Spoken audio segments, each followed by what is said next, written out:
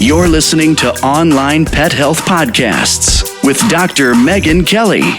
Continuing education for veterinarian rehabilitation therapists. Learn more at onlinepethealth.com. Welcome to the Veterinary Rehabilitation Podcast. I'm your host, Dr. Megan Kelly. And today we've got Debra and Sherman Canapp. They are no strangers to Online Pet Health. We've had them many times lecturing, and they've just actually been visiting us here in South Africa. It was awesome to have them out. They did a day's lecture. Welcome, Deb and Sherman. Thank you. Thank you so much for having us. And again, thank you so much for introducing us to the most amazing place on the planet. I hear you guys had the best time. It's phenomenal. Fantastic. And I did not get eaten by lions. I know. So complete success. So I'm guessing that South Africa is on the list of places to visit again. Many, many, many times over. Any way we can get involved in South Africa, we've already planned on becoming very involved in South and intimately, professionally, and from a you know, how do I put it? Additional home basis. Yeah. You'll also have to venture up into Botswana and our neighboring countries because there's some beautiful wildlife there too. Yeah. That's what we keep hearing. Exciting. Yeah, we plan on checking out the entire region. So yeah. Thank you so much for taking the time to come and chat to me. When Deb and Sherman are here in South Africa, I just thought it's such a great opportunity to actually chat to them and sort of about the Behind the Rehab Practice podcast. And we actually tried to do it when they were here, but it was so hectic and so busy that we decided, okay, we'll do it online. Luckily, we have online. And I just think that they're going to have so much to offer, just so many pearls of wisdom and value bombs that they're going to be able to teach us from all their experience. So, I mean, most people, when they start practice, they either start with a mobile clinic or maybe they'll have a brick and mortar clinic and then they maybe expand and open a few more practices in their country. So they're not many, and I think that you guys are the only ones that have VOSM, so franchises in multiple countries. Or is there someone else that I'm not aware of? No, we're pretty certain that we were the first to do it and still the only group to take a specialty, a subspecialty, or what we call nowadays a super specialty, privately owned, not corporate, and expand across the US and other countries. So what countries are you in currently? Yeah, so here in the States, we're in Philadelphia, we're in Seattle, we're about to launch, it looks like, in Nashville, Tennessee as well. We're in Finland, we're in Australia. We've done a training for a doctor in Tokyo, Japan as well. And so he's essentially certified as a VOSMA as well. And we're currently speaking with other specialists and doctors in Canada. We've had conversations in Italy and now most recently 3 have shown interest in South Africa. So we're extremely excited about that potential. So, I mean, I think just generally, I mean, there are not even many practices, I think, that even get to the franchise section. So a lot of practices maybe will have multiple branches, maybe sort of 2 or 3 branches very close by. So there must be quite a lot of challenges with just having franchises within your country, let alone in multiple countries. Have you found this quite difficult to do?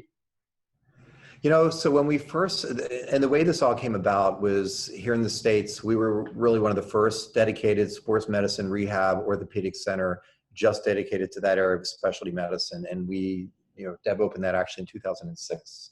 Began in 2006, 2005. And so we continued to build that model here in the States, primarily seeing working dogs, sporting dogs, performance dogs.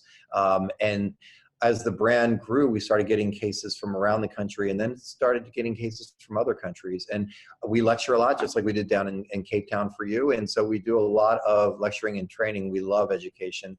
And so as we would go to different conferences around the planet, we would have veterinarians or veterinary rehab therapists or other surgeons come up to us and say, we love your model. How did you do this? And, how do we get involved?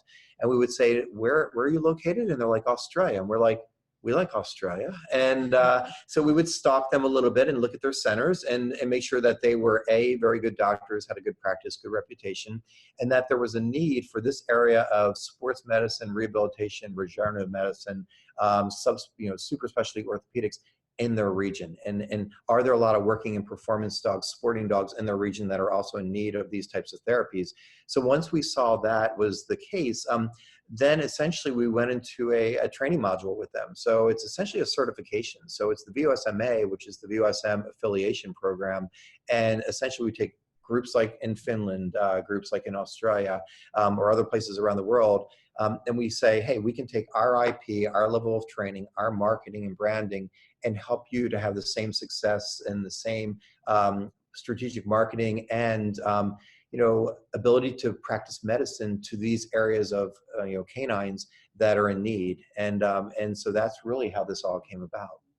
So do you actually have like an operations manual for them, or is it mainly sort of on the academic side that you're supporting them?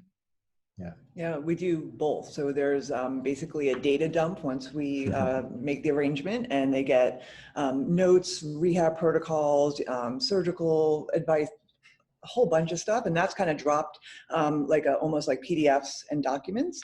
And then we do telemedicine training, and then we do on-site training. So each of the facilities have been so different on what they start with.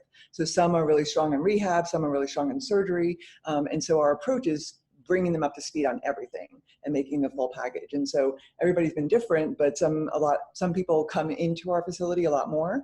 We visit occasionally, and then a lot of them do telemedicine. So it's been really kind of a different approach with each group, which is great. Keeps it exciting. Yeah. And some are small groups where it's a single practitioner like TU in Finland, and others are a very large group like Malcolm's group in Australia. And so so everybody's a little different, and their backgrounds and their histories and their current practice. Our goal is to bring them together, and it's really a family. We have annual summits, so they get together, usually it's here in Maryland, and we bring about all the new technologies, the new IP. We train them on techniques and technologies that aren't even released to veterinary medicine, so they have it first. We do journal clubs together. We actually publish papers together, and then we're always there for case support through telemedicine. So so it's a very strict training module to make sure they're comfortable with MSK ultrasound, with regenerative medicine, with the ability to do scoping, and to understand all the performance dog injuries. So many of these are soft tissue. So many times veterinarians are like, oh, a soft tissue injury, rest in a non-steroidal, and they don't have a clue, unfortunately, where to even go to identify specifically what that injury is, and then know how to treat it and how to get them back to sport.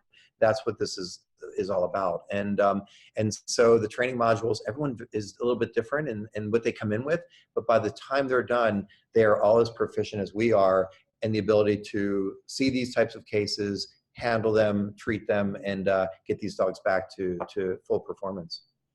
And I love the idea of the telemedicine, just to offer that support, because, in a lot of these countries, we're not as far advanced as the United States in everything that you guys are doing.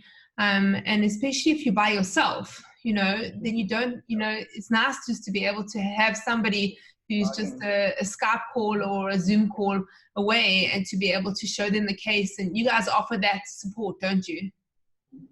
Yeah, it's one of our biggest ones that people take advantage of once they're kind of up and running. So it's almost constant, education and stuff like that. So it's worked out really well. Yeah, Deb has 2 hours of telemedicine cases just today on soft tissue injury that she'll do this afternoon. And so that is a great way that we can continue to teach, continue to support. We have the ability that when that veterinarian has the patient in front of them, or even is doing a procedure, we can see them, talk to them, have a 3D overlay image that we can put over their hand to help guide the ultrasound probe or the scope probe, or even help their palpation techniques.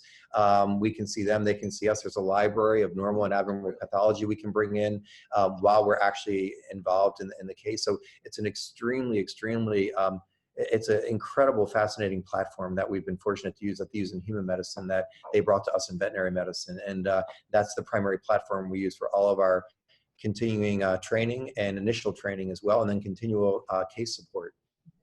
Yeah, I think it's brilliant to be able to support them like that. I know for me, if I was here in South Africa, that would make me feel a lot more secure, knowing that you guys were just around the corner. So tell me about when you're looking at these countries now. So is it any country that you would accept, or is it only the ones that you like to visit? We've yet to find a country we don't like to visit. Exactly. So that really, that almost opens the entire planet, and maybe eventually Mars. Yeah. But the reality is that it really comes down to the clinic and to the doctor or the practice. And is there a need for this type of medicine? Now, we're really kind of speaking a lot about performance dogs like agility, fly ball, dock diving, field trial, working dogs like police canines that work. However, these same technologies, techniques, and IP can be used and translated over to companion animals as well, because companion animals are running around in the backyard chasing squirrels, balls, frisbees, getting the same repetitive injuries that you would see in that agility dog. So these veterinarians, even if they say, well, I'm only seeing 25% performance dogs, 75% is companion, they have now new diagnostic tools, new techniques, treatment technologies that they can bring to their companion side as well. So even we say we're looking in Croatia and they have, a strong agility presence, but those clinicians also have a very strong companion practice. They have an ability to translate across both planes. Brilliant. So, I mean, now obviously you've got all these franchises, and I'm just trying to think now how you manage the clinic that you have, doing all the telemedicine and the lecturing, and it doesn't seem like you guys have enough time in the day. So, if you guys are now at the clinic, so you're obviously in Maryland, and we go back to sort of your primary clinic. How does it run day to day? I mean, obviously you must have an awesome team there and a practice manager, because you guys are often traveling, you're often away. You need somebody to manage your time, as well as making sure that the practice is running smoothly and all the staff that are there. Yeah, I mean, it's a team approach. We could not do what we do without our team. We're so fortunate. It's been a process. It's been a process, and that's to reaching out and trying to help those that are listening right now. It's a process. This doesn't happen overnight. I mean, we have 5 companies that we run, and we have a great team that helps us do that. We have the VOSM, the VOSMAs. We have a research development company. We have another LLC that helps with training and education. We have the nonprofit. And then a few others. And so we don't sleep. No. And luckily our children like to travel and speak different languages and love all types of food. So the reality is you can do this if you're organized and have a good team behind you that helps you. I think that's the key point, is that we're not taught a lot of business in veterinary school, I think anywhere in the world. And we identified that very, very early. We never wanted to own a practice. It was funny when we met and decided we just wanted to work for people. We were like, we don't want to own our own practice. We don't want that headache. And then it kind of evolved. But I think our saving grace the whole time is that we have a team that helps to do the stuff behind the scenes. And that allows us to keep practicing medicine. And some days we have to put a little bit more management, and some days we put a little less. But I think that's the key to everything is, if you're a one-man practice, then identify one person that does that. But in our practice, we have I think 7 on our management team and over 70 employees. But it's worth every cent.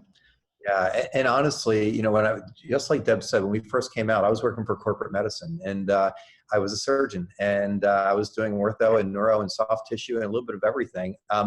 And I kept seeing all these dogs because of our region being here in the DC area. There's a lot of working dogs and a tremendous amount of agility dogs, fly ball dogs, field trial dogs in this region of the country.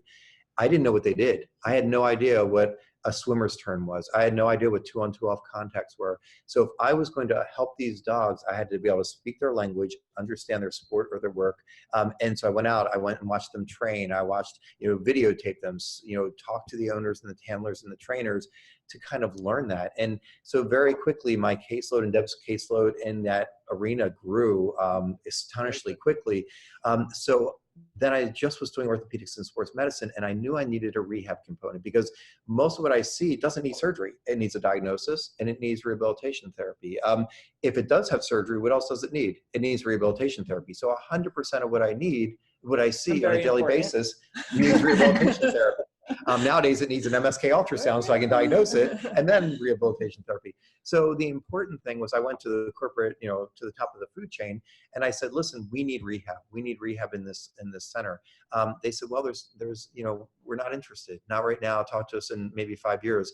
And our standard of care is such that it's all about the patient and it's all about outcomes and getting these dogs back to being up well and being able to function and having the owners happy and being able to do what they love as well. So we left. We decided we have to do it on our own. And so we picked up and joined forces. And of course, then it exploded.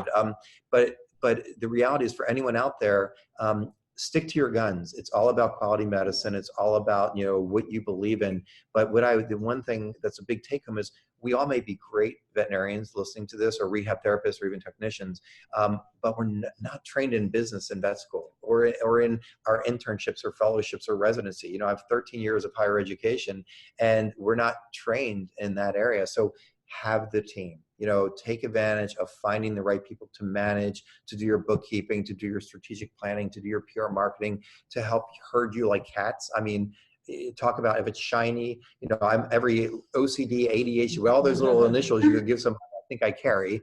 So I need somebody that, like herding cats, can herd me. And that's Elise Carter, who, you'll put up her contact information, because she's the one that helps to coordinate our VOSMAs, our Project Goes, our Orthobiologic Innovations research company. So, you need people like that really help us function as a team.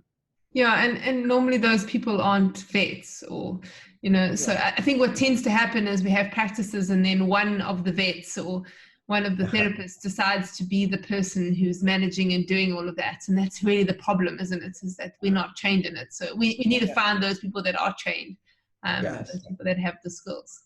And it's worth it. It's worth every penny, because as you can practice better medicine and focus on medicine, let them do their job. And because they're doing their job so effectively and efficiently, it allows you to do your job better. And your profitability will, because you'll say, well, I can't afford those people. You can, because you'll be more efficient and more effective at the way you're practicing. And therefore, it only continues to grow. So spend the time, spend the resources to have that team established. Yeah, I think that's what every vet rehab therapist or vet wants to do. They just actually want to be a vet or vet rehab therapist. They don't actually want to do it, but they sort of fall into it, and they think that they need to carry on being that manager, being all of that. So I think that that's great advice. Yeah. So how does it work? How's the dynamic with the two of you? So I just know myself, if I had to work with my husband, I actually have worked with him slightly, and it was very short-lived. So, you guys have an awesome relationship, and whenever I see you guys, you always seem like your best friends, So I know that obviously each one of you has strengths, and I know Deb's strength is her tech side. She came with this whole big bag in South Africa with all these cords, and she was running around fixing things. So what are each of your strengths, and how do you guys sort of work together and complement one another? Yeah, so here in the practice, we have a big red line down the center of the practice, and I have more orthopedic sports side, and she has her the rehab, MSK and all that, and we try not to cross the lines. But I think we complement each other, because I cannot do what I do without Deb's skill set, and I help her skill set. So I think, first off, from a practice standpoint, we both bring different skill sets together, and I think we respect each other in that regards. And and so I care about what she's finding, and she cares about what I'm finding, and and I catch some of her things. She catches more of my things. And she's like, what about this? I'm like, good point. So I think we complement each other well. And we're both willing to think outside the box, and also to open our eyes and our minds as far as other ways that we could potentially treat patients or practice. So I think that's how we really complement each other. For starters, we lecture a ton together. We do lectures in wet labs, and we were actually in Italy once, and we were, maybe we're not affectionate enough, but they actually thought we were brother and sister and not husband and wife. And so it was, I was like, well, maybe we should hold hands or kiss.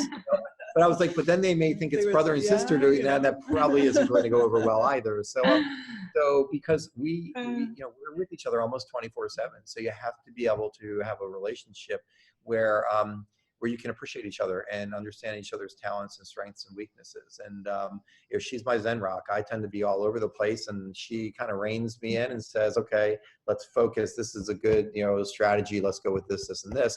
And then we have very similar interests. We both love traveling. We both love wine. We both love racing cars. We both love the same types of music and the same types of food. And so the fact that we have very similar interests is great. So you'll notice quite commonly that when we travel, there might just happen to be a Formula One race at the same venue as where we're lecturing. Oh, and there happens to be a vineyard nearby and some 5-star restaurants and things like that. So we really share those same types of interests. Obviously traveling for you guys is an absolute passion. I can see how much you enjoy it. And I mean, I don't even know how many countries you guys visit every single year, but whenever I look on Facebook, you're always on an airplane. There's just these selfie pictures on an airplane or somewhere else. And I wonder, you know, just you guys doing lectures, doing consulting, is there anything that you prefer, or do you just love doing the mix of everything, you know, having a little bit of everything, a little bit of lecturing, a little bit of consulting? Is there any time where you think like, oh, I just want to focus on one thing?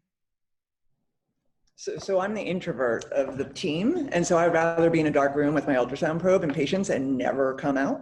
I mean, I love traveling, and I do love lecturing once I'm there and doing it.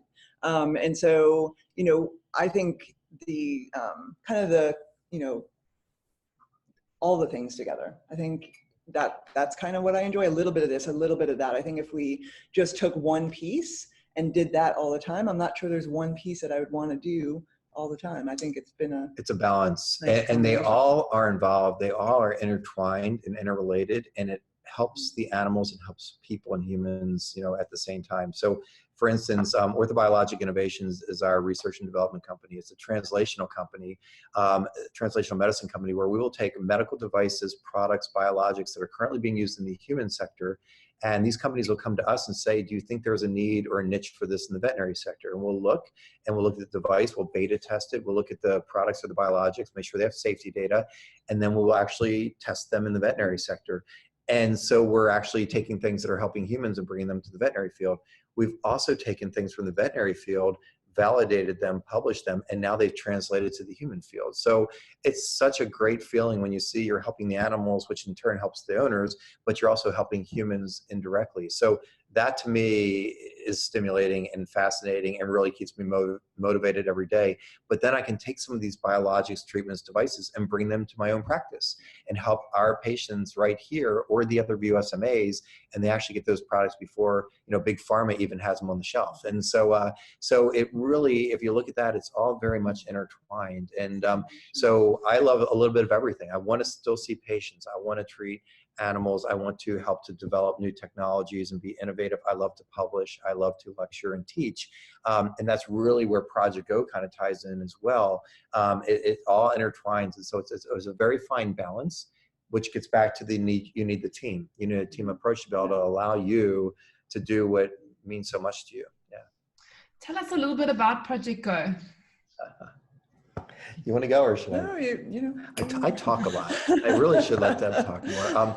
I'll give you the brief synopsis and Deb will fill in the holes.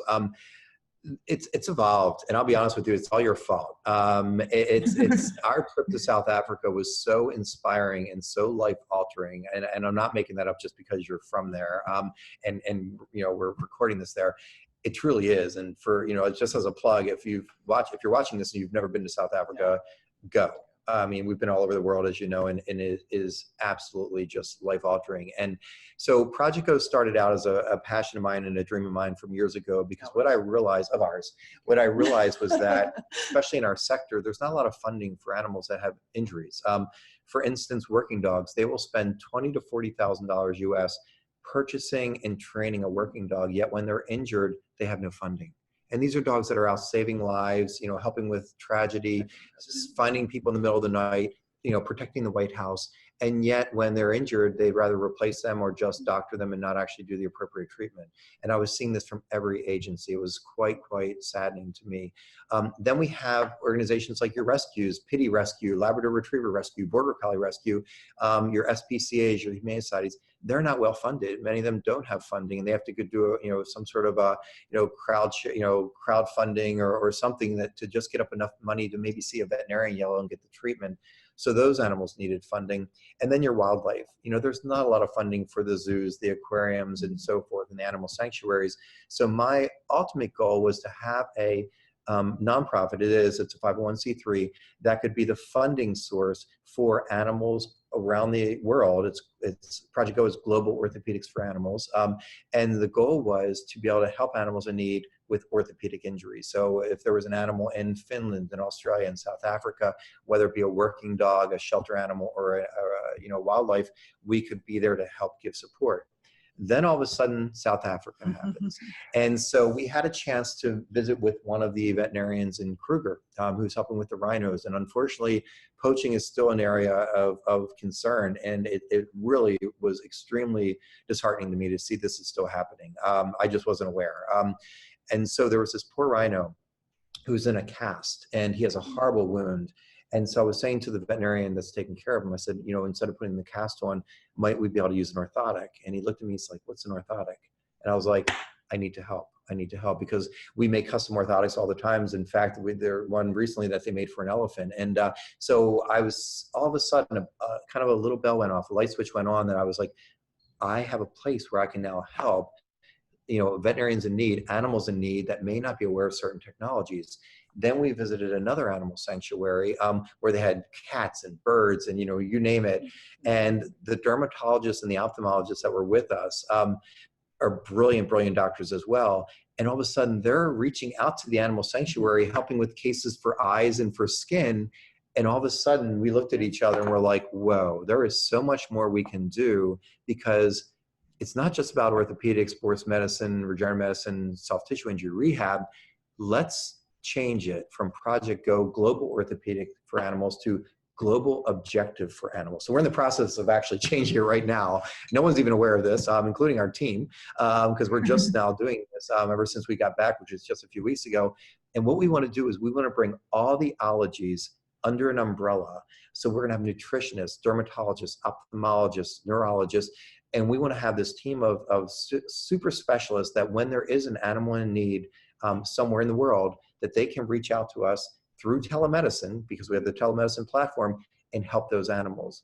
Then we want to come periodically to those locations as a team and do CE, do conferences where we can lecture to the veterinarians or to the veterinary students that don't have the ability to really understand some of the high-end technologies that we have available to animals and to the resources to the veterinarians. And then ultimately be a funding source. So if we have this rhino who has a bad injury from, unfortunately, poachers, we can say, listen, we need an orthotic. And they would say, well, we really don't have the funding for an orthotic. And I say, let us help. And we do a fundraising for this rhino to get the orthotic made, to be able to send to them, do the CE, do the online telemedicine to help him place it, to help him do the treatments. And that's what our new objective is. So I want to bring in all the ologists that we can, even some MDs, some human doctors as well, because they have so much to share that we can take from them, be a global network and be able to help animals. Now, my final thing, you ready for this? And you know this one. So if there's any billionaires watching this right now, okay, or if you know any, I learned this, I wish I could say it was my idea.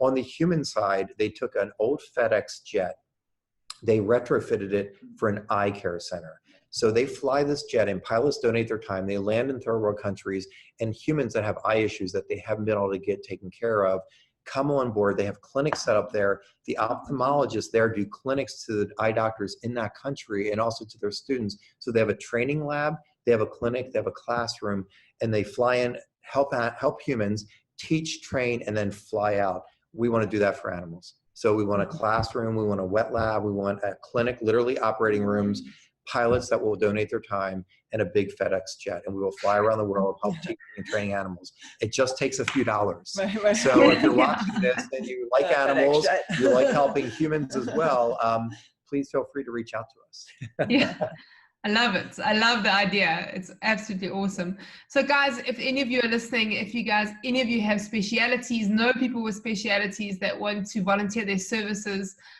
please, I'm going to put a contact in the podcast. You guys, please reach out to Deb and Sherman. Yeah, it sounds like amazing plans.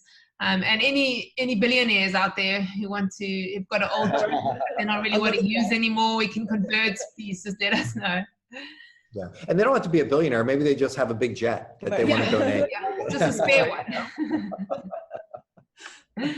Yeah. So guys, if you look back now, is there anything that you would do different? Yeah. Oh, me.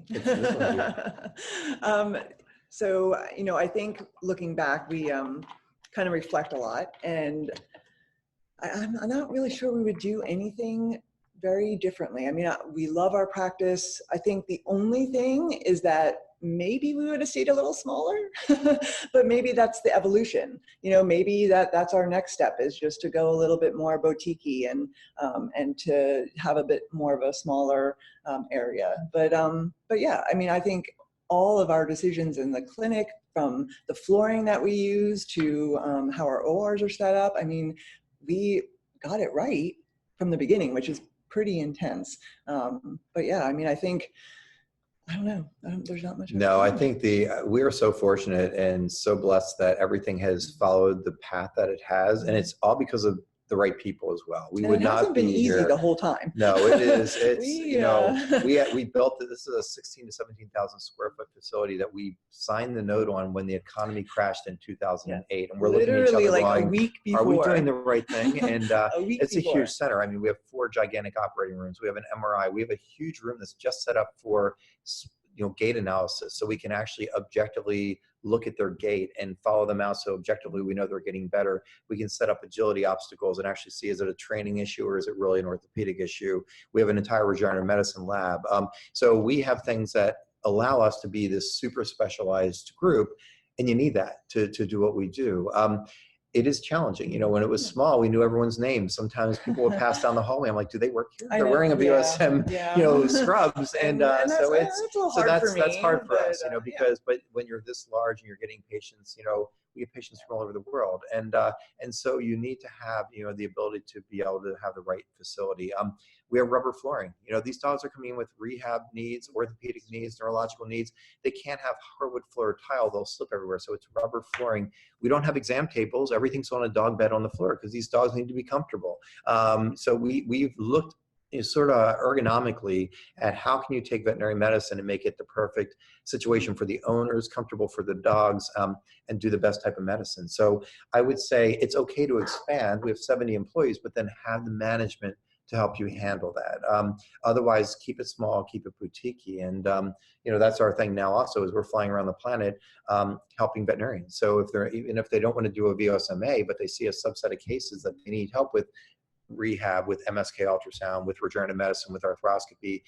That's one of our LLCs, is Canapp Sports Medicine, where we're literally jumping in a train, a plane, automobile, somewhere, going and actually helping with cases, helping to treat the cases for veterinarians that just don't have the ability, but also don't have the ability to do a full VOSMA. So, I wouldn't say we do anything differently. I think that it's just a matter of, allowing yourself to learn, and you're going to make mistakes, and you just learn from your mistakes. Yeah.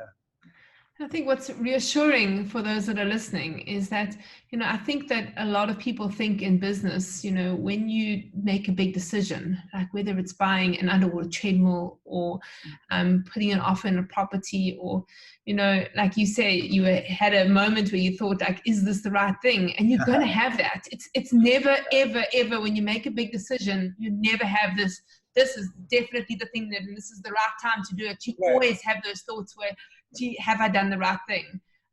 So I think it's reassuring for them to know that, because when you see you guys, you obviously have this big successful clinic, and, like Deb says, it wasn't always easy. And it always, when you look at you and look at clinics that are successful, you think, well, everything just happens. It looks so easy, but it wasn't always that way, was it? No, it takes a lot of work. And again, we complement each other so well, because I'll be like, we need to, buy this $5 million practice and build it. And he's like, are you crazy? Absolutely not. I'm like, no, I figured it out. It will work out well.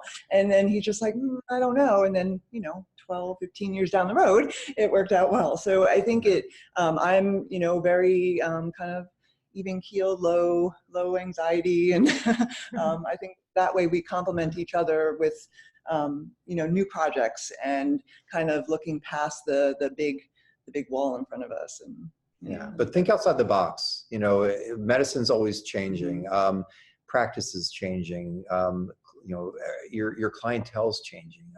So you really have to continue to evolve as veterinarians, as rehab therapists, and it's called practice because it's a practice. Not everything works. Not every technology we have here has been a success. Yeah. Not every biologic works. Not every biologic works for every patient or every condition. So you have to cast a wide net. That's kind of how I live, is I cast a wide net. Some things are going to stick and some things are going to be an epic fail. And and you learn from the epic fails, and then you appreciate the things that stick. But unless you're willing to grow and continue to kind of evolve and educate yourself and do the CEs and learn from people, and we there's not a day that goes by that we don't have a rehab therapist, a surgeon, a physio, a student here from somewhere around the world. We came in one day, I was in the operating room and I see these little eyes. There's a surgery cap in the mask, there's little eyeballs there. And I'm like, oh, welcome. I'm like, what's your name? And they told me their name.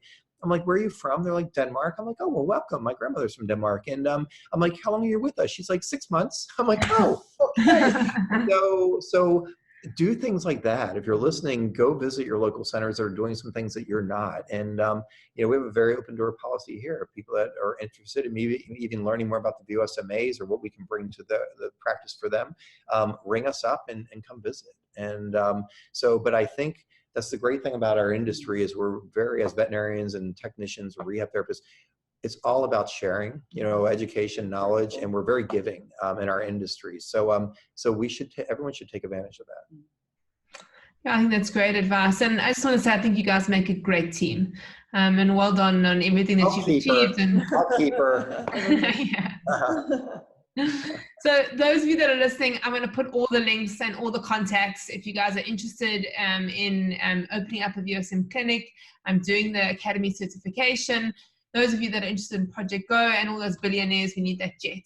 But guys, thank you so much for your time. I know you guys are so busy, so I really appreciate you taking up the time. And it was great to chat to you. It was a pleasure. We love any time you ever need us. We're there for you. And hopefully this was helpful for anyone that's listening. I'm sure they've learned loads. I have. Great. Thank you. Thanks, Debra and Sherman. Have a great day. Bye. Thank you. Vet Rehabbers, thanks for listening to my podcast. Don't forget to click the subscribe button, and it would be great if you could leave me a review. I want to know, what are you doing on the 15th to the 17th of November? It is our Vet Rehab Summit, which is our online virtual conference for veterinary rehab professionals. Find out more information at onlinepethealth.com.